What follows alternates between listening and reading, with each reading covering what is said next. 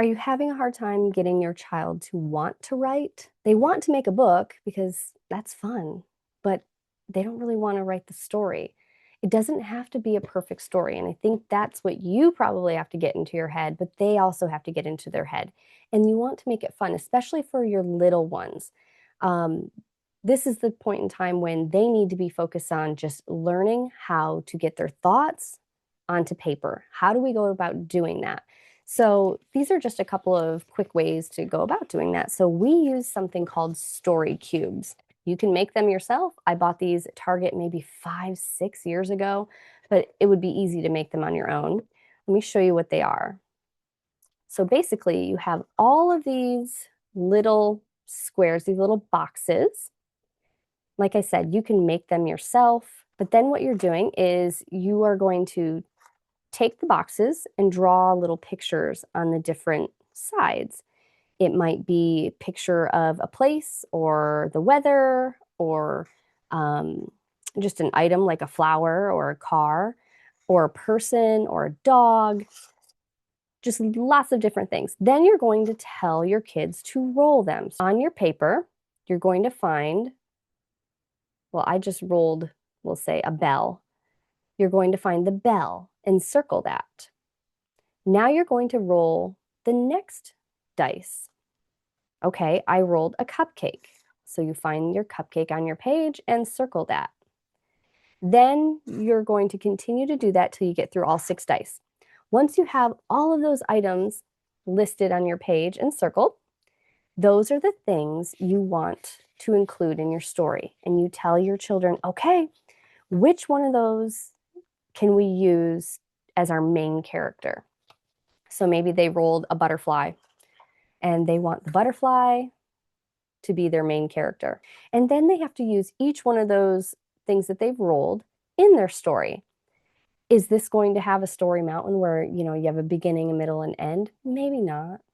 But it's taking their ideas and it's getting them onto paper. Whether you do that by typing it out, whether you do that by speech notes. So my one daughter's dyslexic. She just says what she wants her story to say, and it types it on the computer for her. However that may be, and maybe they just dictate it to you and you type it, or they can write it out. However it is, that would be their story. And then from there, take that story and start pulling it apart a little bit. So look at the spelling, look at the grammar, and obviously look at your story structure. Did this story have a beginning and middle and end? Talk about that with them. What does it need to have that? It needs some sort of inciting incident, some sort of problem. Does it have a problem that gets resolved at the end?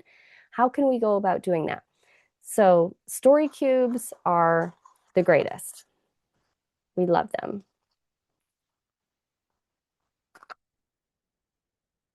Another idea would be to make these little cards. So I have one for setting, weather, action, props, animals. And in those are little pieces of paper. For example, let's take the setting one. In the setting, if I open it up, they just draw out randomly something from the setting. Okay, this is your setting. It is, oops, you can't see it. It says in the ocean. Sorry that you can't see that. So that is what's happening. Okay, or the place that it's happening. It's in the ocean. Okay, animal. This could be funny because it might not be an animal that's in the ocean.